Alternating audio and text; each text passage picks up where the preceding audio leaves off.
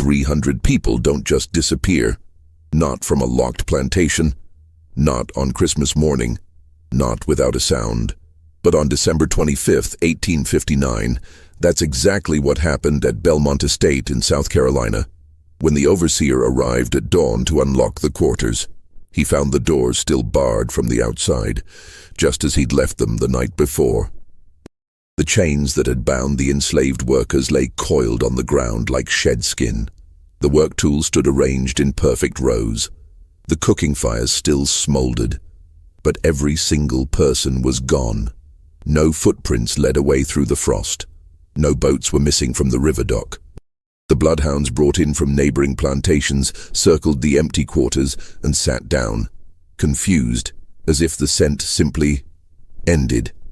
The plantation owner, Thomas Vance, offered a reward equivalent to $500,000 in today's currency. Newspapers across the South published descriptions. Slave catchers combed 3 states for months. They never found a single person, not one body, not one witness, not one clue that made sense. What they did find in the weeks that followed would raise questions that authorities tried desperately to bury. Questions about what had really been happening at Belmont Estate in the months before that Christmas morning. If you're intrigued by mysteries that history tried to forget, subscribe to this channel. We dig into the stories that were meant to stay buried. And this one goes deeper than anyone expected. Before we continue with the story of Belmont Estate and the 300 souls who vanished without a trace, let us know in the comments what state or city you're listening from. We want to know where our community of mystery seekers is watching from. Now, to understand what happened that Christmas, you need to understand what Belmont Estate was, and what it had become in the year before everything changed. Because the disappearance didn't happen in a vacuum. It was the culmination of months of careful planning, desperate hope, and something far more sinister than anyone could have imagined. Belmont Estate sat on 1,100 acres along the Combahee River, about 40 miles southwest of Charleston. It wasn't the largest plantation in the Low Country, but it was among the most profitable. Rice. That was the crop that built fortunes in South Carolina, and Thomas Vance had inherited one of the best rice-growing operations in the state when his father died in 1855. The estate had been in the Vance family for 3 generations. Thomas's grandfather, William Vance, had purchased the land in 1798 from a British loyalist family fleeing after the Revolution. He'd built the first rice fields using knowledge borrowed from enslaved Africans who understood the complex irrigation systems required for the crop. By the time Thomas inherited the property, Belmont was producing nearly $40,000 in rice annually, an enormous sum that placed the Vance family among the wealthiest in the region. The main house was a white-columned structure visible from the river, designed to impress visitors arriving by boat. It had 12 rooms, including a library that Thomas's father had filled with books on agriculture, philosophy, and classical literature. The furniture was imported from Europe. The silverware bore the family crest. Everything about the house was designed to project permanence, prosperity, and respectability. Behind the main house stretched the rice fields, vast geometric plots separated by irrigation canals and dikes that controlled the flow of water from the river. The fields looked orderly from a distance, almost beautiful in their precision, but up close, they were brutal. Rice cultivation required workers to stand in water for hours, sometimes up to their waists, exposed to disease, snakes, and the suffocating heat of South Carolina summers. Malaria was common. Accidents were frequent. The work destroyed bodies. The quarters where the enslaved population lived formed a separate compound about a quarter-mile from the main house, positioned so that the main house residents couldn't hear the sounds of daily life there. The crying children, the evening songs, the arguments, the grief. 32 cabins arranged in 4 neat rows. Each cabin housed between 8 and 12 people. The structures were simple. Wooden frames with gaps between the boards, dirt floors, a single fireplace for cooking and heat. In summer they were ovens. In winter they were barely adequate shelter. There was a communal cooking area where meals were prepared in large iron pots. A small infirmary, really just another cabin with a few shelves of basic medical supplies, and surrounding it all, a fence. Not a high fence, not a particularly strong one, but a boundary nonetheless. A line that defined where people were permitted to exist. By 1859, Belmont Estate held 307 enslaved people. The oldest was a woman named Dinah, who was believed to be in her 80s, though no one knew for certain. Birth records weren't kept for enslaved people in the early years. The youngest were infants, born into bondage, their futures already determined. Among the population were skilled workers, carpenters, blacksmiths, seamstresses, cooks, midwives. There were field workers who knew the rhythms of rice cultivation better than any overseer. There were house servants who moved through the main house like ghosts, present but invisible, seeing everything and saying nothing. And there were the children, dozens of them, ranging from infants to teenagers. They worked too, once they were old enough. The youngest carried water to the fields, the older ones learned trades or joined the field gangs. Childhood as such barely existed. Thomas Vance was 31 years old when the disappearance occurred. He had inherited the plantation at 27, after his father suffered a stroke and died within days. Thomas had been educated at the College of Charleston, where he'd studied literature and philosophy before returning home to learn the practical business of plantation management. By all contemporary accounts, he was unremarkable.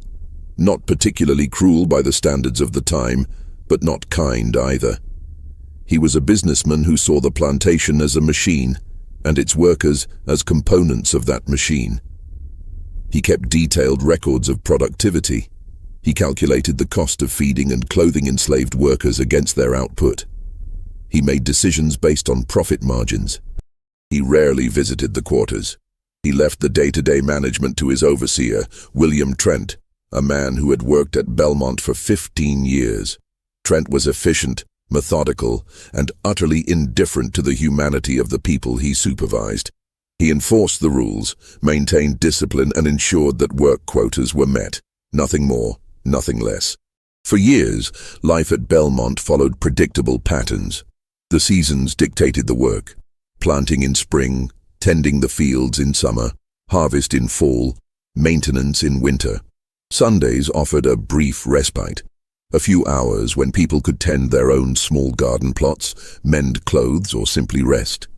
Christmas brought a day or two of reduced work, a tradition that most plantation owners observed, partly out of custom and partly because it was believed that small concessions prevented larger rebellions. But in March of 1859, something changed.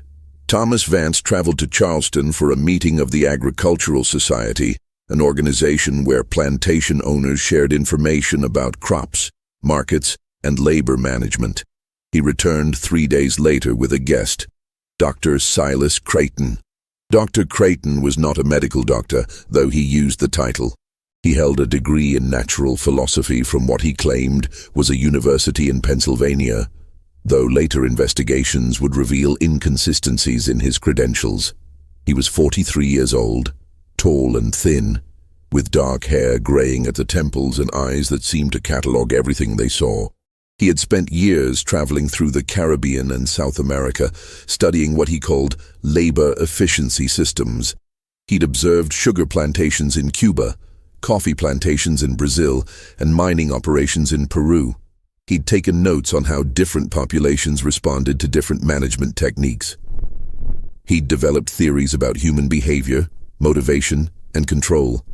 And he'd come to Belmont Estate with a proposal that Thomas Vance found irresistible. He could increase the plantation's productivity by 40% within a year, Creighton claimed, without purchasing additional workers or land. His method was scientific, based on careful observation and the application of principles he'd developed through years of research. All he needed was access to the enslaved population and freedom to implement his system. Vance, who was always looking for ways to increase profits, agreed immediately. He offered Creighton room and board at the main house and a generous fee to be paid at the end of the year if the promised results materialized. Creighton arrived at Belmont with 3 large trunks of equipment. He spent the first week observing, walking through the fields, watching people work, taking notes in a leather-bound journal he carried everywhere. He spoke to no one except Vance and Trent. He simply watched. Then he requested a workspace. Vance gave him use of one of the estate's outbuildings, a structure that had previously been used for storing equipment and supplies. It was about 30 feet long and 20 feet wide, with a wooden floor, solid walls, and a few small windows. Creighton had the windows covered with heavy cloth. He installed locks on the doors, serious locks, the kind used on warehouses in Charleston. He brought in furniture, a desk, chairs, shelves. He unpacked his equipment, brass instruments with dials and gauges, glass containers of various sizes, leather straps mounted on wooden frames, notebooks and writing implements, lamps that burned with unusual brightness. Workers who glimpsed inside when the doors opened briefly described seeing things they didn't understand. Diagrams on the walls, charts with numbers and symbols, strange tools that looked like they belonged in a doctor's office or a workshop. Within 2 weeks of his arrival, Creighton began what he called assessments. The first group was brought to his building on a Monday morning in late March. 5 people, 3 men and 2 women, all field workers in their 20s and 30s. Trent escorted them from the quarters to Creighton's building and left them there. They emerged 6 hours later. They were quiet. Not silent exactly, but subdued in a way that seemed unusual. When asked what had happened inside, they gave vague answers. "He measured us," one man said. "Asked questions," a woman added. Nothing more. Over the following weeks, every person at Belmont Estate underwent an assessment. Creighton worked methodically, bringing in groups of 5 or 6 at a time. The sessions lasted anywhere from 4 to 8 hours. What happened during these assessments would later become a subject of intense speculation and horror. Based on testimony from survivors and fragments of Creighton's notes that were eventually discovered, we can piece together some of what occurred. Creighton measured everything: height, weight, arm span, hand size, chest circumference. He measured how far people could reach, how much weight they could lift, how long they could stand without sitting. He timed how quickly they could complete simple tasks, picking up objects, moving from one side of the room to the other, responding to commands. He asked questions, hundreds of questions, about their families, their childhoods, their fears, their dreams, about what made them angry, what made them sad, what made them obedient. He asked about their relationships with other workers, with overseers, with the Vance family. He took notes on everything. Each person had a file, pages of observations written in Creighton's precise handwriting.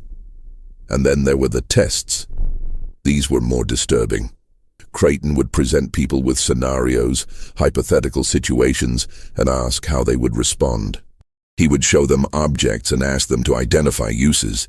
He would give them tasks that seemed pointless, arranging blocks and patterns, repeating sequences of numbers, standing in uncomfortable positions for extended periods, and observe how they reacted.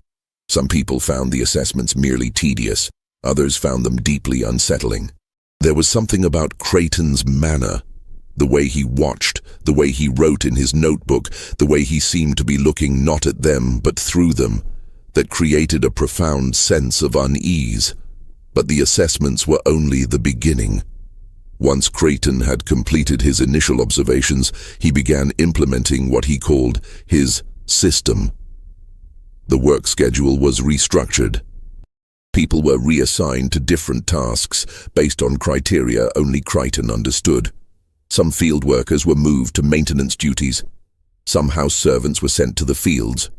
The changes seemed arbitrary, but Creighton insisted they were based on careful analysis of each person's capabilities and psychological profile. Rations were adjusted. Some people received more food, particularly those Creighton had identified as high-value workers. Others received less. The reductions were small at first, barely noticeable, but they created a hierarchy that hadn't existed before. Work quotas were modified.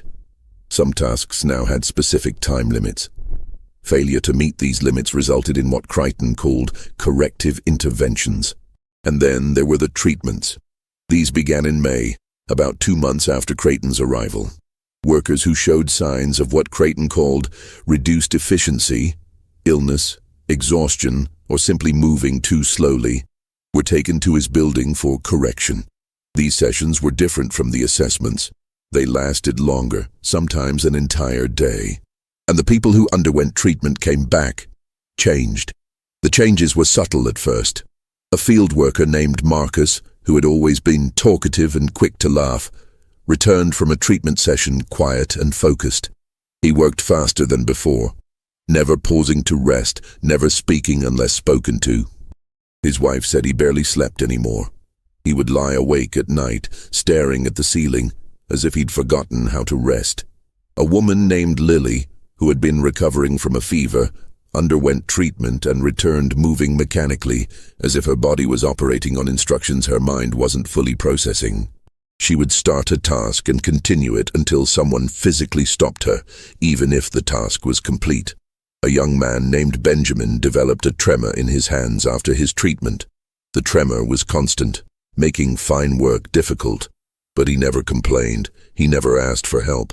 He simply worked through it, his hands shaking, his face expressionless. By summer, fear had begun to spread through the quarters. People whispered about Crichton's building.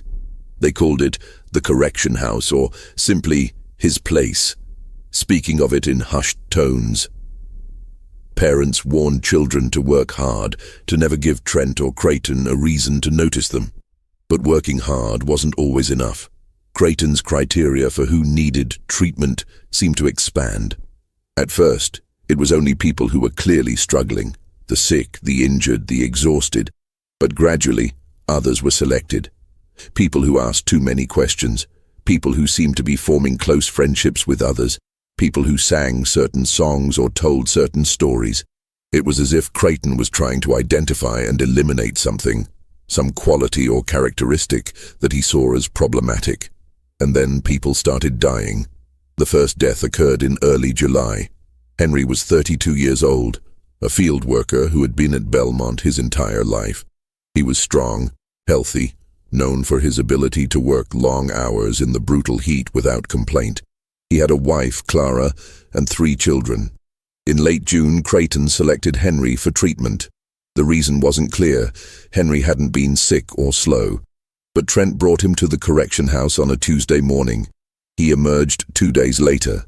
Clara said he was different immediately. He wouldn't speak to her. He wouldn't eat. He would stand in their cabin staring at the wall for hours. When she tried to touch him, he flinched away. In the fields, he worked with a strange intensity, moving faster than seemed humanly possible, never stopping, never resting. Other workers tried to talk to him, but he didn't respond. It was as if he couldn't hear them, or as if he'd forgotten how to process language. After 4 days, he collapsed in the field. The other workers carried him to the infirmary, where he lay on a cot, his eyes open but unseeing. He died that night without ever speaking again. The official cause of death was listed as fever, but everyone knew that wasn't right. Henry hadn't had a fever. He'd had something else, something that had been done to him in Crichton's building. 3 more people died over the next 2 weeks. All of them had recently undergone treatment. All of them exhibited similar symptoms: withdrawal, mechanical behavior, inability to eat or sleep, followed by sudden collapse. Crichton showed no concern.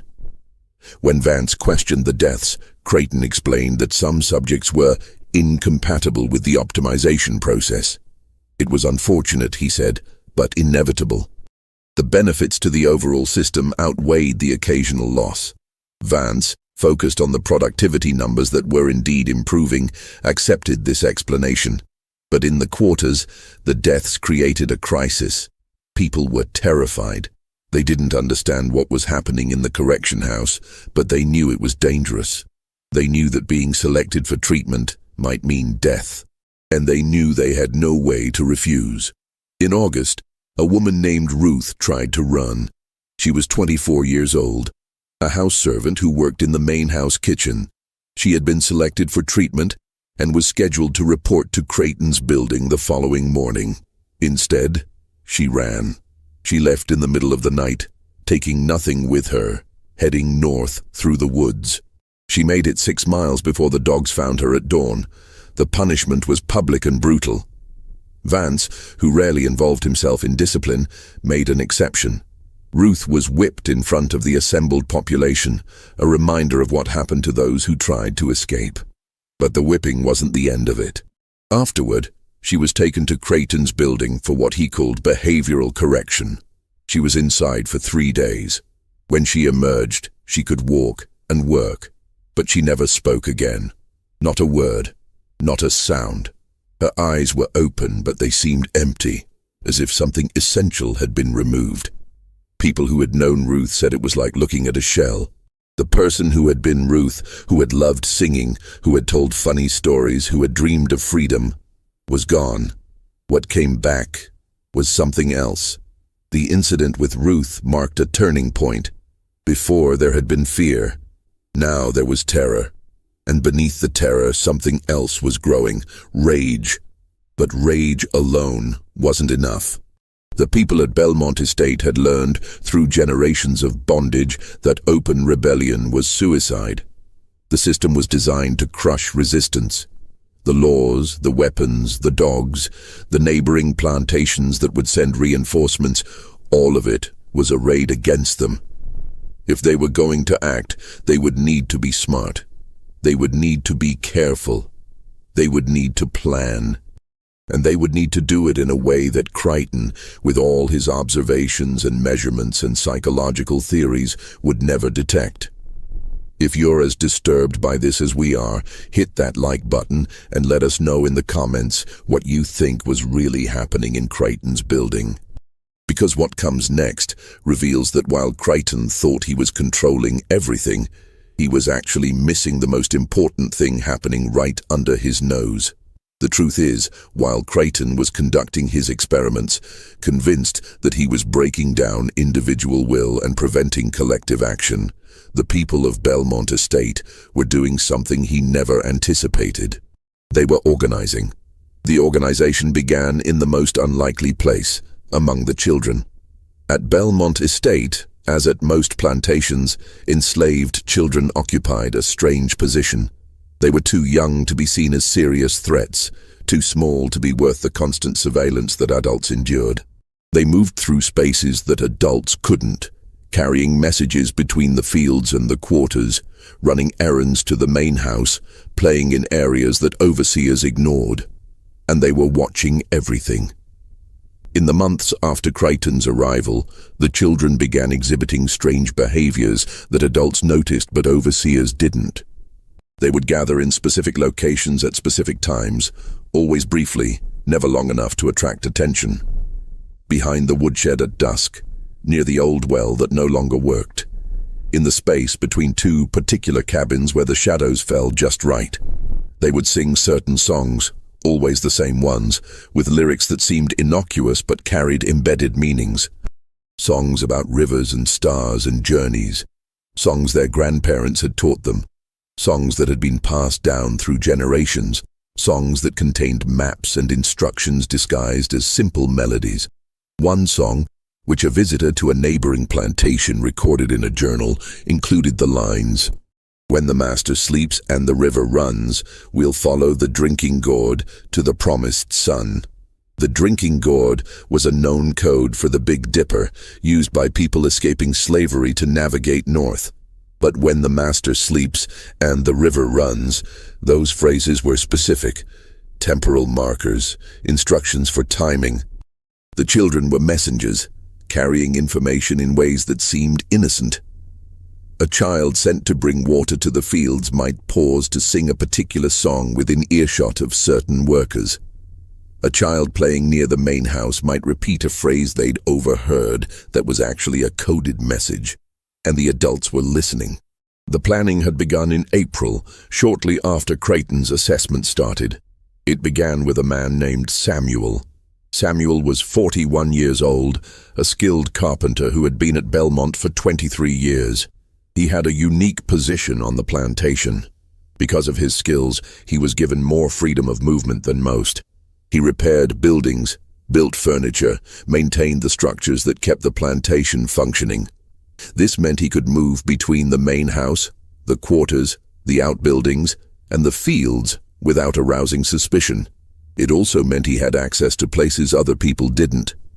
In early April, while repairing a door at one of the storage buildings, Samuel noticed something. Creighton's building, the correction house, had a root cellar. He discovered it by accident.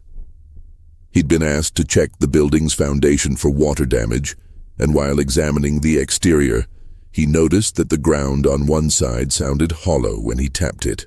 Further investigation revealed a wooden trapdoor, partially hidden by overgrown grass. The trapdoor was locked, but Samuel was skilled with locks. He returned that night, alone, and opened it. The root cellar was larger than he expected, about 10 feet square, with a dirt floor and stone walls. It was clearly old, probably built when the structure had been used for food storage years earlier.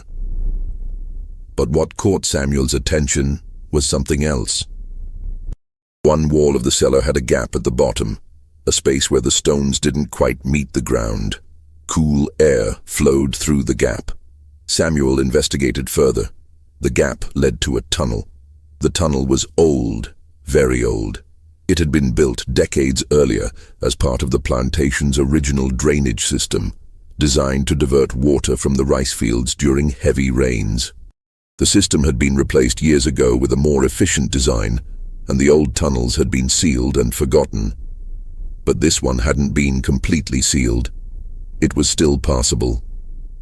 Samuel explored as far as he dared that first night. The tunnel was about 4 feet high and 3 feet wide, shored up with timber that was rotting in places but still mostly intact. It ran underground, heading in the direction of the river. He couldn't follow it all the way. He didn't have enough light, and he needed to get back before his absence was noticed. But he'd seen enough.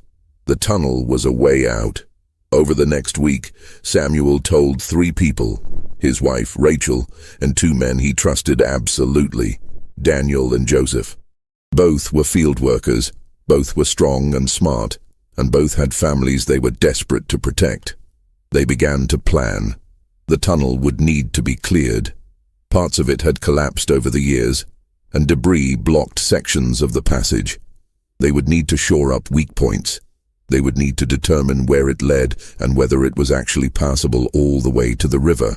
And they would need to do all of this in secret, working in the one place on the plantation where they might not be observed.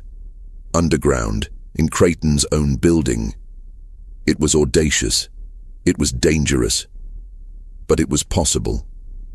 Samuel had learned to pick the lock on Creighton's building.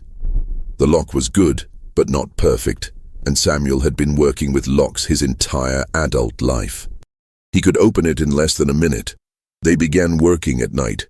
Small groups, never more than 3 or 4 people at a time, would slip into the building after dark, access the root cellar, and spend hours clearing the tunnel. They worked in complete darkness, unable to risk even a candle that might be seen through gaps in the walls. They moved debris by hand, feeling their way through the tunnel, shoring up weak points with stolen timber. It was exhausting, terrifying work. The tunnel was cramped and airless. The constant fear of collapse was overwhelming, and there was always the risk that Creighton would discover what they were doing. But they continued. By June, they had cleared nearly 100 yards of tunnel. They discovered that it ran for approximately 200 yards total, emerging in a wooded area near the river, well away from the main plantation buildings.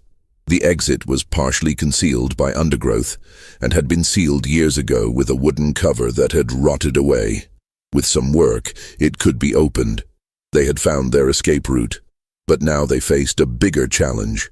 How to move 300 people through a narrow tunnel in a single night without being discovered. This is where the planning became truly complex. They needed to time the escape perfectly. It would have to be a night when security was relaxed, when overseers were distracted, when they would have the maximum amount of time before the disappearance was discovered. Christmas was the obvious choice. It was the one day each year when plantation owners traditionally gave enslaved workers a brief respite. Most overseers took the day off. The main house would be focused on its own celebrations. Security would be at its lowest. But there were still problems. The cabins were locked from the outside every night. The chains that bound certain individuals, those considered flight risks, were secured with locks that only Trent and Vance had keys for. They would need to solve these problems, and they would need to coordinate 300 people, men, women, children, elderly, sick, to move silently and quickly through a tunnel that could only accommodate a few people at a time. The planning consumed the summer and fall. More people were brought into the conspiracy, but carefully, selectively. Only people who could be trusted, absolutely. Only people who understood that a single mistake, a single betrayal, would mean death for everyone. They developed a system of signals. Certain songs meant certain things. Certain phrases spoken in certain contexts carried instructions. The children became the primary messengers, moving between groups, carrying information in ways that seemed innocent. They stockpiled supplies, small amounts of food, taken from rations and hidden in the tunnel, water containers, blankets, anything that might be needed for the journey after they emerged from the tunnel. They made contact with the Underground Railroad. This was perhaps the most dangerous part of the plan. The Underground Railroad network extended even into South Carolina, but it was secretive, fragmented, and constantly under threat. Making contact required finding someone who could be trusted, someone who could arrange for boats to be waiting at the river on Christmas night. Samuel made the contact through a free black man who worked as a ferryman on the Combahee River. The ferryman knew people who knew people. Messages were passed through a chain of intermediaries, each knowing only what they needed to know. By December, the plan was in place. On Christmas Eve, while the main house celebrated and the overseers drank and relaxed, the people of Belmont Estate would begin moving through the tunnel. They would go in groups, timed carefully to avoid crowding. The strongest would go first to help others through difficult sections. Families would stay together. The elderly and children would be assisted. They would emerge near the river, where boats would be waiting. Boats arranged by the Underground Railroad network. The boats would take them downriver to the coast, where they would be transferred to a ship. The ship would take them north, to Philadelphia, to freedom. It was an impossible plan. It required perfect timing, perfect coordination, and perfect luck. But it was the only plan they had. And then, 2 weeks before Christmas, something happened that threatened to destroy everything. Dr. Silas Creighton discovered what they were planning. The discovery happened on December 10th, 1859. Creighton had been working late in his building, reviewing his notes and preparing reports for Thomas Vance. The productivity numbers were excellent, exactly as he'd promised. The optimization system was working. Vance was pleased, but Creighton had noticed something odd in recent weeks. Small things, inconsistencies. Certain workers who should have been exhausted were showing unusual energy. People who should have been isolated were displaying signs of coordination. There were patterns in behavior that didn't match his predictions. Creighton was a man who believed in patterns. His entire system was built on the idea that human behavior was predictable, controllable, measurable. When patterns didn't match his expectations, he investigated. That night, while organizing his files, he heard a sound. It was faint, barely audible. A scraping sound coming from below. Creighton froze. He listened. The sound came again, definitely from below, from the root cellar. He took a lamp and descended the stairs to the cellar. The trapdoor was closed, but when he examined it closely, he saw fresh scratches around the lock. Someone had been opening it. Creighton opened the trapdoor and descended into the cellar. He found the tunnel immediately, and he found evidence that it had been recently used. Fresh footprints in the dirt, disturbed debris, the smell of human sweat in the stale air. Someone had been using his building to access an underground passage. Creighton's mind worked quickly. He understood immediately what this meant: an escape route. A secret passage that he hadn't known existed right beneath his own workspace. He should have alerted Vance immediately. He should have called for Trent and the overseers. He should have had the tunnel sealed and the conspirators identified and punished. But Creighton didn't do any of those things because he saw something else, an opportunity. This was the ultimate test of his system. A population under extreme duress, facing a binary choice between action and submission, would reveal the ultimate limits of behavioral conditioning.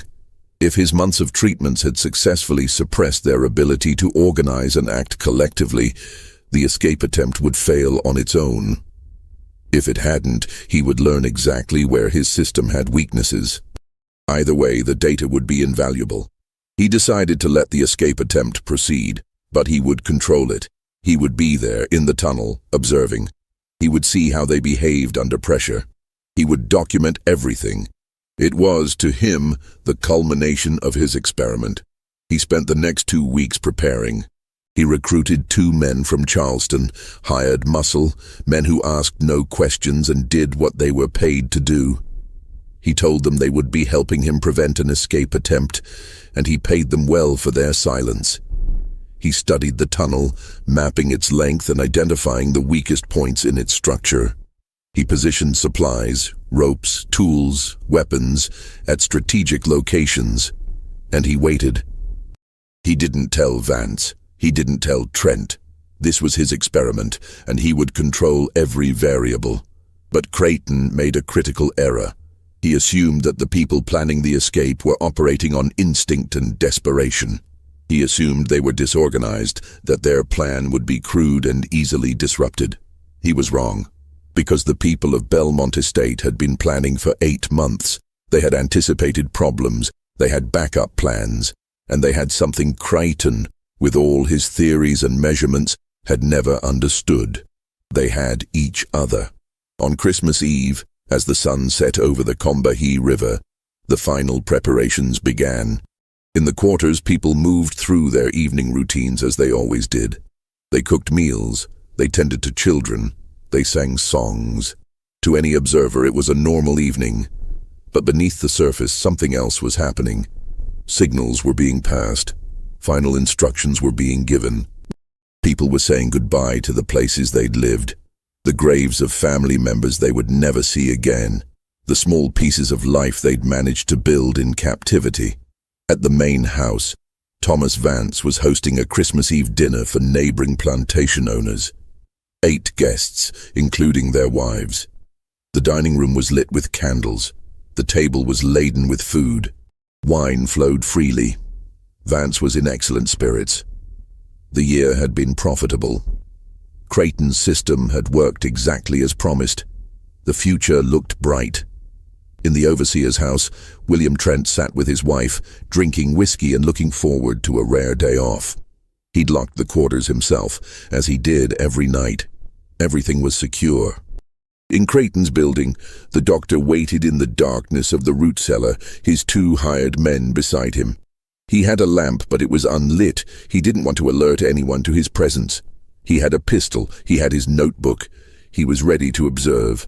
And in the quarters, as the last light faded from the sky, Samuel picked the lock on his cabin door. The escape had begun. The first group entered the tunnel at 8 o'clock. Samuel led them. 5 strong men who would clear any remaining obstacles and help others through difficult sections. They moved silently through the darkness, feeling their way along the tunnel walls, counting their steps to track their progress. Behind them, at carefully timed intervals, came more groups. Families stayed together. The elderly were assisted by younger workers. Children were carried. Everyone moved in complete silence. The tunnel was cramped and terrifying. The air was thick and stale. The darkness was absolute. But people kept moving, driven by the knowledge that freedom was at the other end. By 9 o'clock, nearly 100 people had entered the tunnel. That's when Creighton made his move. He lit his lamp. The sudden light in the tunnel was blinding. People froze, confused and terrified. Creighton stepped forward, his 2 hired men flanking him. He was positioned about halfway through the tunnel at a point where the passage narrowed. "Stop," he said. His voice echoed off the stone walls. For a moment no one moved. The people in front of Creighton were trapped between him and those behind them. The people behind couldn't see what was happening but could sense that something was wrong. Creighton raised his pistol. "You will return to the quarters," he said. "This escape attempt is over." But then something happened that Creighton hadn't anticipated. Someone started singing. It was a woman's voice, coming from somewhere in the darkness behind Creighton. One of the songs the children had been singing for months. The one about the river and the drinking gourd and the promised son. Other voices joined in, then more. Within seconds, dozens of people were singing, the sound filling the tunnel, echoing and amplifying until it was overwhelming. Creighton's hired men looked nervous. One of them raised his own weapon, but the singing continued, growing louder. And then, people started moving forward, not running, not attacking, just walking, steadily, toward Creighton and his men. Creighton fired his pistol into the air. The sound was deafening in the confined space. But the people kept coming, kept singing. One of the hired men panicked and ran, pushing past Creighton, heading back toward the root cellar. The other followed. Creighton found himself alone, facing a wall of people moving toward him with inexorable determination. He turned and ran. But in his panic, he made a fatal mistake. He dropped his lamp. The lamp shattered on the stone floor. The oil spread and ignited, flames racing across the ground and up the wooden supports that shored up the tunnel walls. The fire spread quickly. The old timber was dry and caught easily. Within seconds, a section of the tunnel was engulfed in flames. People screamed. The forward movement stopped as those in front tried to retreat from the fire.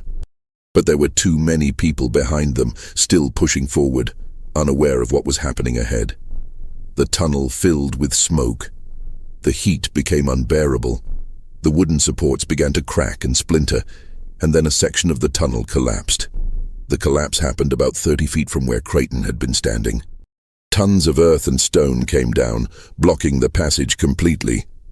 The people who were ahead of the collapse, those who had been in the first groups, including Samuel and the other leaders, were cut off from those behind. In the chaos and darkness, with smoke filling the air and the sound of screaming echoing off the walls, Samuel made a decision. "Keep moving," he shouted. "Forward. Get to the river." The group ahead of the collapse, 17 people in total, pushed forward through the smoke and heat. They could hear the sounds of the collapse continuing behind them, could feel the ground shaking. But they didn't stop. They reached the end of the tunnel and emerged into the cold night air. The boats were there, waiting just as planned. They climbed into the boats and pushed off from the shore, the current carrying them downstream into the darkness. Behind them, in the tunnel, 283 people were trapped. What happened to those 283 people in the hours after the collapse is one of the most haunting mysteries in American history. When investigators excavated the tunnel in the weeks following the discovery of the 17 survivors in Philadelphia, they found the collapsed section. They cleared it, expecting to find bodies. Hundreds of bodies, victims of the cave-in and the fire. But they found nothing. No bodies, no bones, no clothing, no personal effects. The tunnel beyond the collapse was empty. The investigators were baffled. They brought in engineers to examine the structure. They brought in miners who had experience with cave-ins. They searched every inch of the tunnel, from the root cellar to the river exit. Nothing. It was as if the people had simply vanished. Several theories were proposed. The first theory was that the bodies had been consumed by the fire. But this didn't make sense. The fire had been intense but brief. It had burned out quickly once the wooden supports were consumed, and fire doesn't completely destroy human remains. There should have been bones at minimum. The second theory was that the bodies had been washed away by water. The tunnel had been part of a drainage system after all. Perhaps water had flooded in after the collapse, carrying the bodies away. But when engineers examined the tunnel, they found no evidence of flooding. The ground was dry. There were no watermarks on the walls, and the tunnel didn't connect to any active waterways that could have produced such a flood. The third theory was that the survivors had somehow removed the bodies before fleeing. But this made no sense either. The 17 people who escaped had barely made it out themselves. They wouldn't have had time to move hundreds of bodies. And where would they have taken them? The mystery deepened when investigators examined Creighton's building more carefully. They found his notebooks, dozens of them, filled with observations, measurements, and theories. The notebooks revealed the extent of his experiments, the treatments he'd subjected people to, the psychological techniques he'd employed. But the final notebook, the one Creighton had been keeping in the weeks before Christmas, contained entries that were increasingly erratic.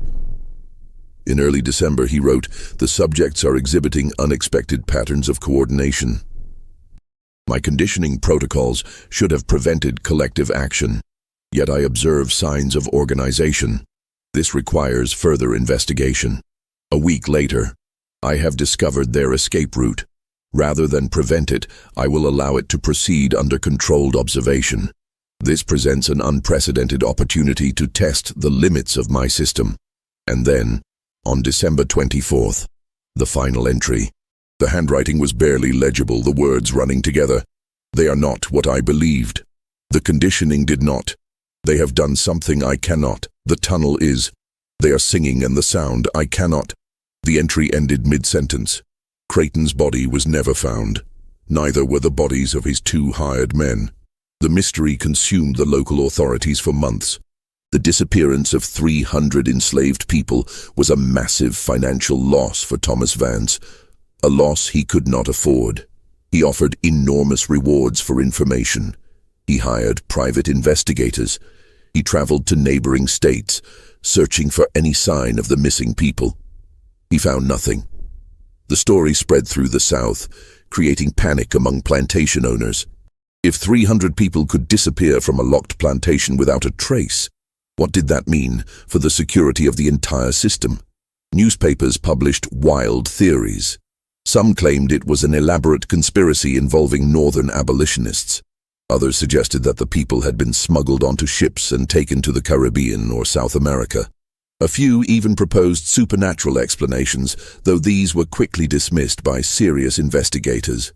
But no theory could explain the physical evidence or the lack of it. And then, 3 weeks after the disappearance, the 17 survivors were discovered in Philadelphia. The discovery of the survivors should have solved the mystery. Instead, it deepened it. The 17 people were found hidden in the hold of the Meridian Star, a merchant vessel that had departed from Charleston 2 weeks earlier. They were emaciated, dehydrated, and terrified, but they were alive. Federal marshals, operating under the Fugitive Slave Act, took them into custody. Thomas Vance traveled to Philadelphia to identify and reclaim his property. But the 17 refused to speak in front of Vance or the federal authorities. They would only talk to Margaret Lindsay, a Quaker abolitionist who had been providing aid to freedom seekers for years. Lindsay met with them in the jail where they were being held. She spent hours listening to their stories, taking notes, trying to understand what had happened. What they told her was documented in letters she wrote to fellow abolitionists, letters that were later published in anti-slavery newspapers, though their authenticity was fiercely disputed by Southern publications. According to these accounts, the escape had been planned for 8 months, exactly as investigators had suspected. The tunnel had been cleared in secret.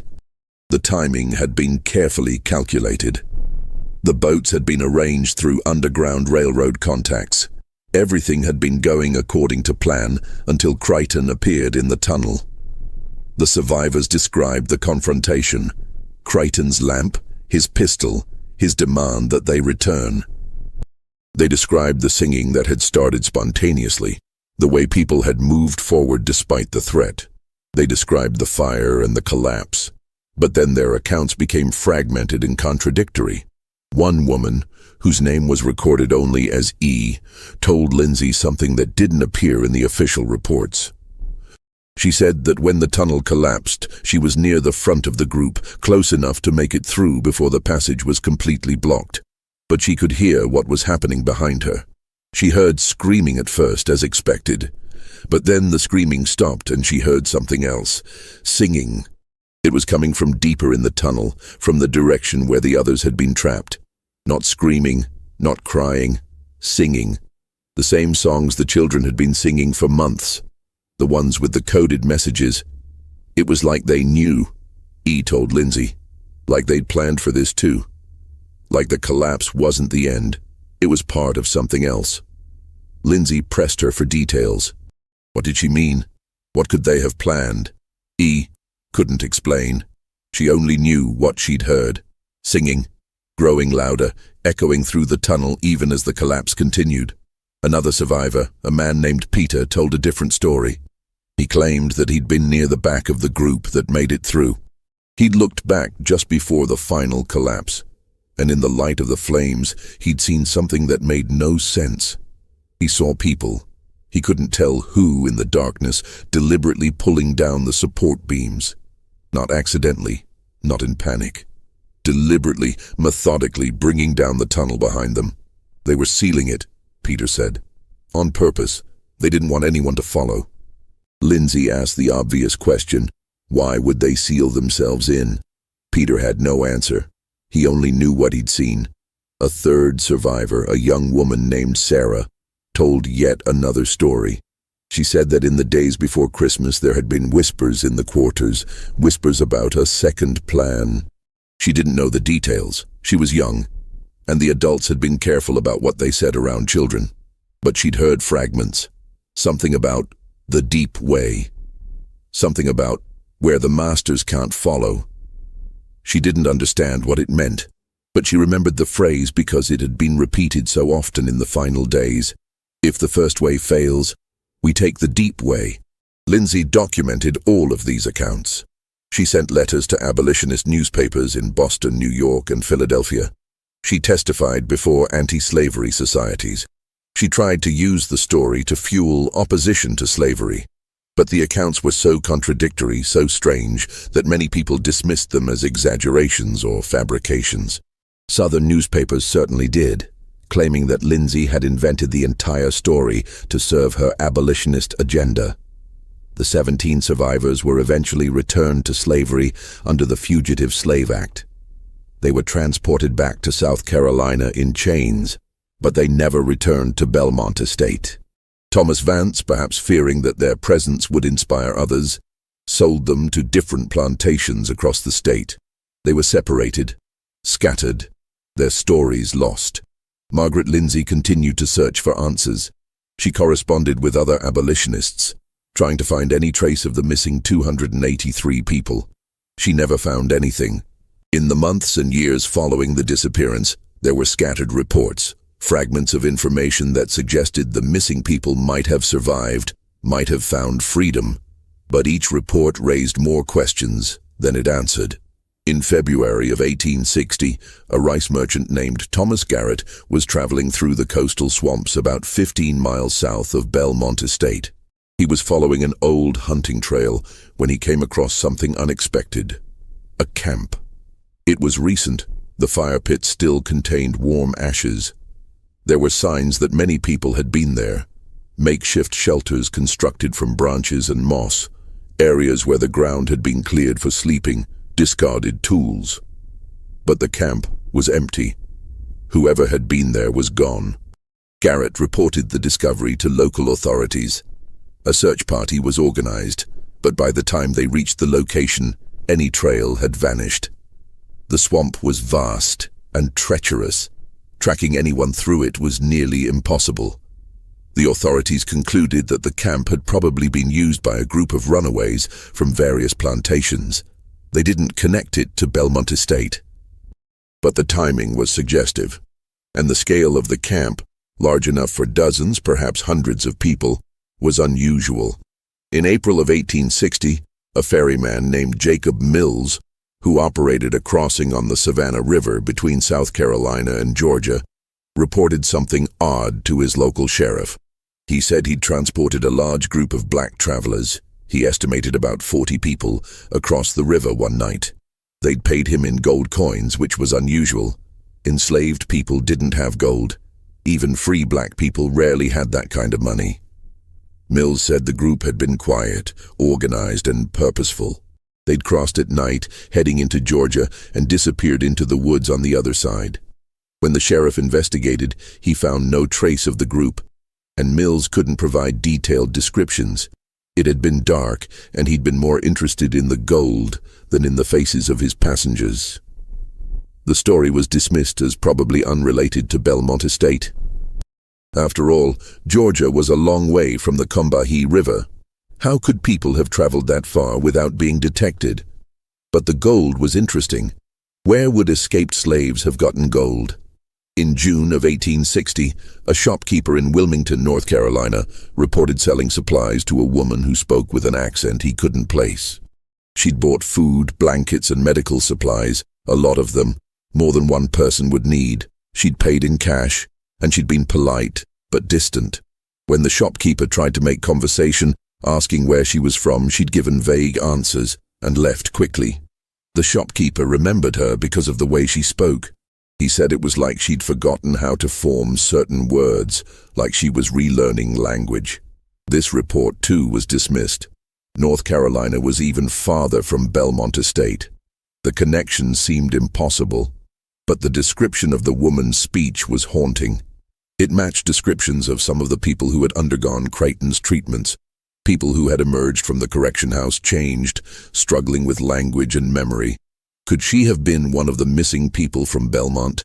And if so, how had she gotten to North Carolina? There were other reports scattered across the South over the next 2 years. A group of black travelers seen on a road in Virginia. A community of free black people in Tennessee that seemed to have appeared suddenly. Rumors of a settlement deep in the Appalachian Mountains where people lived in secret, away from white society. None of these reports were confirmed. None could be definitively connected to Belmont Estate. But taken together, they suggested a possibility that at least some of the missing people had survived, had escaped, and had found ways to live in freedom. But what about the others? What about the 283 people who had been trapped in the tunnel? If they had died in the collapse, where were their bodies? If they had escaped through some other route, where had they gone? And what did the survivors mean when they talked about the deep way and where the masters can't follow? In March of 1861, just weeks before the Civil War began, something happened that reignited interest in the Belmont Estate mystery. A package arrived at the offices of the Charleston Mercury newspaper. It was a small wooden box, carefully wrapped, with no return address. Inside was a single item, a chain. It was one of the chains that had been found at Belmont Estate on Christmas morning, the chains that had bound certain individuals and had been found unlocked and carefully arranged. The chain was accompanied by a note, written in careful, elegant script on good paper. "We are not lost. We are free. And we remember." The note was unsigned. The newspaper published a brief article about the package, including a description of the chain and a transcription of the note.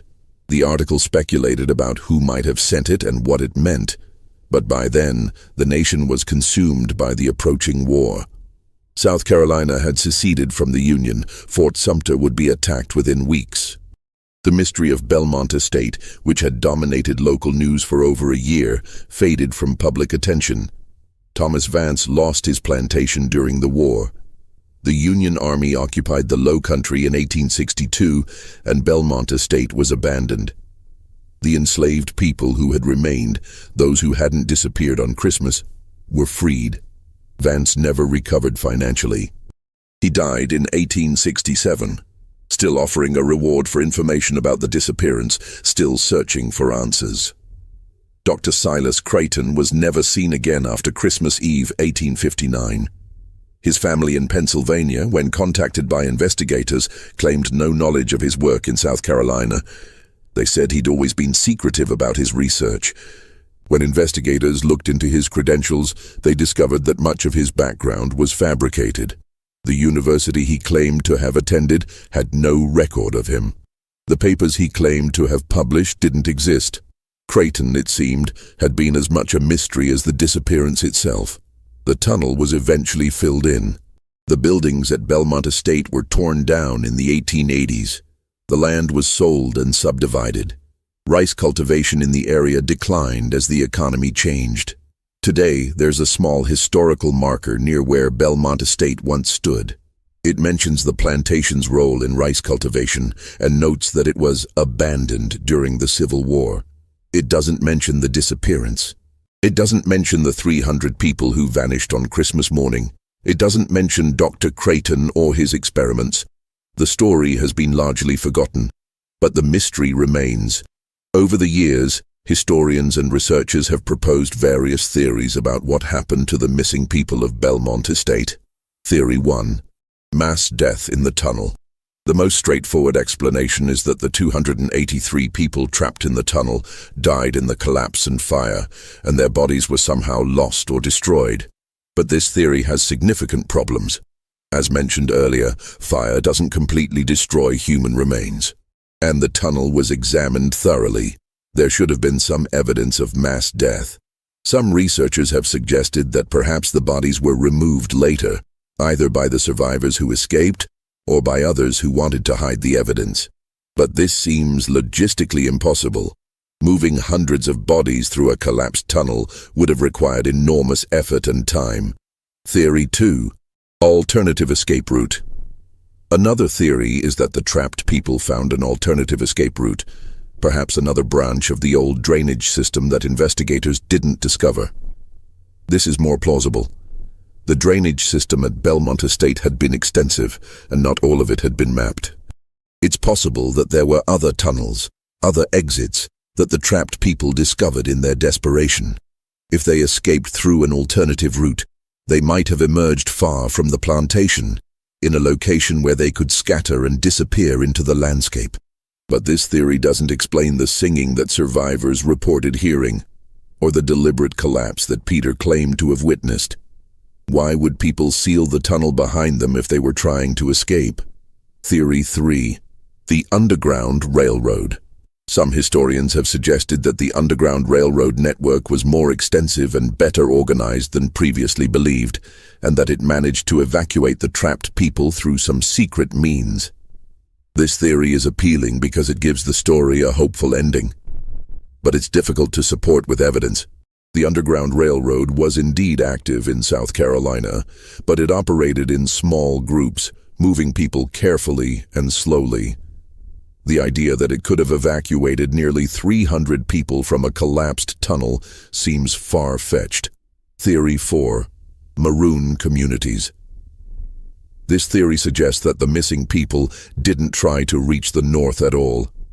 Instead, they established a maroon community, a hidden settlement in the swamps or mountains where they could live in freedom, away from white society. Maroon communities existed throughout the Americas, including in the United States. The Great Dismal Swamp on the Virginia-North Carolina border harbored such communities for decades. The swamps of South Carolina and Georgia could have provided similar refuge. The reports of camps and settlements that surfaced in the months after the disappearance support this theory.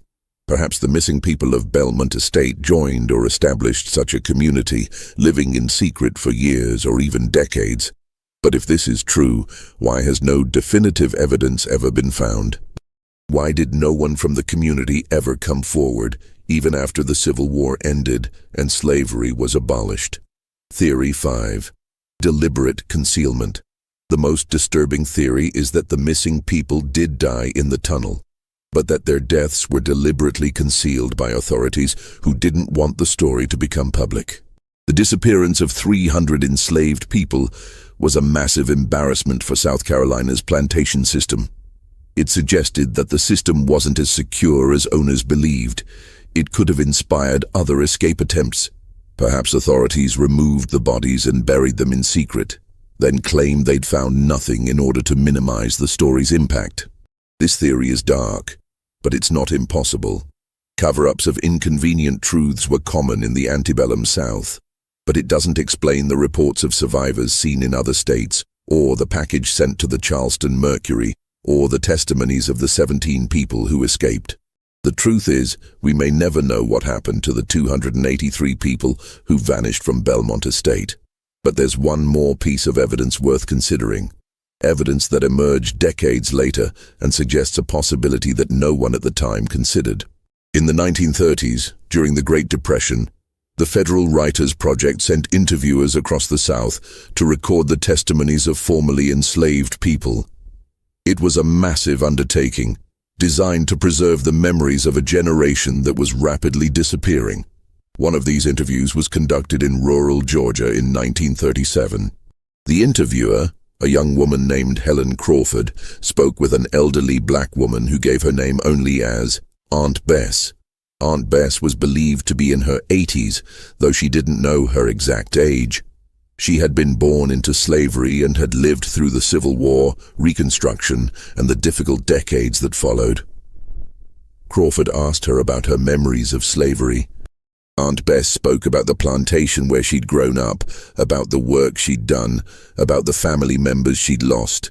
And then Crawford asked if she remembered anything unusual from that time, any stories that had stuck with her over the years. Aunt Bess was quiet for a long moment. Then she said, "I remember before the war. I remember people talking about the plantation where everybody walked away. It was down in South Carolina near the river. My grandmother told me about it.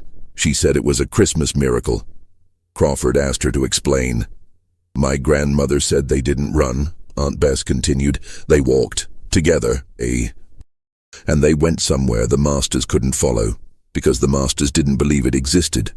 Crawford asked what she meant. "Where did they go?" Aunt Bess smiled. "Freedom," she said. "They went to freedom. And once you really believe in it, really believe it's possible, you can find ways to get there that nobody else can see." Crawford pressed her for more details. Did her grandmother know anyone from that plantation? Did she know what actually happened? Aunt Bess shook her head. "My grandmother just said that sometimes, when people have nothing left to lose, they find strength they didn't know they had. And sometimes when people work together, really together, they can do things that seem impossible." She paused, then added, "My grandmother said the masters never understood that. They thought if you broke people down one by one, you could control them. But they didn't understand that breaking people down could also bring them together, that shared suffering could become shared strength." The interview is preserved in the Library of Congress, part of the Federal Writers Project collection. It's a brief document, just a few pages, and it doesn't provide any concrete information about what happened at Belmont Estate. But it offers something else. A perspective that the white investigators and newspaper reporters of 1859 never considered. Perhaps the missing people of Belmont Estate didn't escape in spite of what Creighton had done to them. Perhaps they escaped because of it. Creighton's experiments had been designed to break individual will, to create isolated, controllable subjects. But perhaps instead, they'd created a shared experience of trauma that bound people together more strongly than anything else could have. Perhaps the treatments, the fear, the deaths, perhaps all of it had forged a collective determination that was stronger than any individual will could have been. Perhaps that's what the singing in the tunnel represented. Not panic, not despair, but unity. A declaration that they were together, that they would face whatever came as one. And perhaps the deep way that survivors mentioned wasn't a physical route at all. Perhaps it was something else, a psychological or spiritual journey that people undertook together, a transformation that allowed them to survive in ways that their oppressors couldn't understand or track. This is speculation, of course. There's no way to prove it. But it offers an explanation for why the bodies were never found, why the survivors' accounts were so contradictory, why the reports of sightings were so scattered and vague. Perhaps the people of Belmont Estate didn't just escape. Perhaps they transformed. Perhaps they found a way to exist that was so different from what their masters expected that they became, in effect, invisible. What do you think happened to the missing people of Belmont Estate? Do you believe they found freedom, or did something else occur that night in the tunnel? Leave your thoughts in the comments below. And if this story has made you think about the mysteries that history leaves behind, share this video with someone who loves unsolved mysteries. Hit that like button to support our content and subscribe to never miss stories like this. There are more mysteries waiting to be explored. The mystery of Belmont Estate has never been officially solved. The 17 survivors who were captured in Philadelphia and returned to slavery were eventually freed during the Civil War. Most of them disappeared into the chaos of Reconstruction, and their later lives are unknown. Margaret Lindsay continued her abolitionist work until her death in 1879.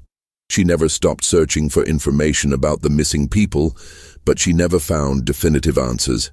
The tunnel at Belmont Estate was filled in during the 1870s when the property was sold. The new owners wanted no reminders of the plantation's past. Dr. Silas Creighton's notebooks were eventually donated to a historical society in Charleston. They remained in storage, largely unexamined, until the 1920s, when a researcher studying the history of slavery in South Carolina discovered them. The notebooks revealed the full extent of Creighton's experiments, the psychological techniques he'd used, the treatments he'd administered, the theories he'd been testing. They were disturbing documents, evidence of systematic dehumanization disguised as scientific research. But they also revealed something else. Creighton had been wrong. His entire system was based on the assumption that human beings could be reduced to predictable, controllable components. That will could be broken, behavior could be shaped, and resistance could be eliminated through the right combination of conditioning and control. The disappearance of 300 people proved him wrong. Despite months of treatments, despite the fear and trauma he'd inflicted, despite his careful observations and measurements, the people of Belmont Estate had organized, planned, and acted collectively. They had maintained hope. They had protected each other. They had found a way to resist. Creighton's final notebook entry, the one that ended mid-sentence, suggests that he realized this in his last moments. "They are not what I believed," he wrote. "The conditioning did not." He had discovered too late that human beings are not machines. That will cannot be completely broken. That people, even in the most desperate circumstances, can find ways to maintain their humanity and fight for their freedom. The chain that was sent to the Charleston Mercury in 1861 was never traced to a specific sender, but its message was clear. We are not lost. We are free, and we remember. Whether the missing people of Belmont Estate all survived, whether they found freedom, whether they established communities where they could live in peace, these questions remain unanswered. But perhaps the most important truth is this: they tried. In the face of overwhelming oppression, in a system designed to crush hope, 300 people came together and attempted the impossible. They planned for months. They worked in secret. They risked everything. And on Christmas morning, 1859, they walked away from Belmont Estate, leaving only their chains behind. That act of collective resistance, regardless of its ultimate outcome, stands as a testament to the human spirit's refusal to be broken. The historical marker near the site of Belmont Estate doesn't mention any of this. It doesn't tell the story of the disappearance, or of Dr. Creighton's experiments, or of the 300 people who vanished, but the story exists in archives, in old newspapers, in the testimonies of survivors, in the memories passed down through generations. And it exists in the questions that remain unanswered. What happened in that tunnel on Christmas Eve, 1859? Where did the missing people go? How did they survive, if they survived? And what did they mean when they said they went somewhere the masters couldn't follow? These questions may never be fully answered, but they remind us that history is full of mysteries, events that challenge our understanding, that resist simple explanations, that force us to confront the limits of what we know. The story of Belmont Estate is one of those mysteries. 300 people don't just disappear, but maybe, just maybe, they found a way to vanish that was more powerful than anyone imagined possible. Maybe they found freedom not just as a destination, but as a state of being. Something that couldn't be tracked by bloodhounds, couldn't be recaptured by slave catchers, couldn't be destroyed by the system that had tried to break them. Maybe that's what the deep way meant. Not a physical route, but a transformation so profound that it made them invisible to those who had only ever seen them as property. Maybe that's the real mystery of Belmont Estate. Not where the people went, but how they became free in a way that their oppressors could never understand or undo. This story shows us that even in the darkest moments of history, people found ways to resist, to hope, and to fight for freedom.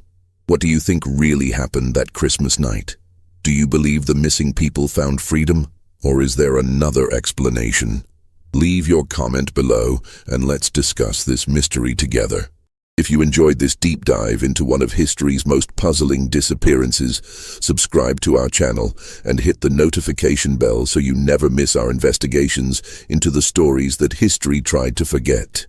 Share this video with someone who loves mysteries, and check out our other videos on screen for more stories that will make you question everything you thought you knew about the past. See you in the next video. The chains from Belmont Estate were never found again after that package arrived at the Charleston Mercury. But somewhere in South Carolina, in the swamps and forests that have reclaimed what used to be plantation land, there might still be traces of what happened that Christmas night. 300 people don't just disappear, but maybe, just maybe, they found a way to vanish that was more powerful than anyone imagined possible. And maybe their story, the story of how they came together, how they planned, how they walked away from bondage, is more important than knowing exactly where they went. Because the act of walking away, the act of choosing freedom even in the face of impossible odds, is itself a kind of victory. And that victory, that choice, that moment when 300 people said no more and walked into the unknown together, that's the real story of Belmont Estate. That's the story that history tried to forget. But we remember.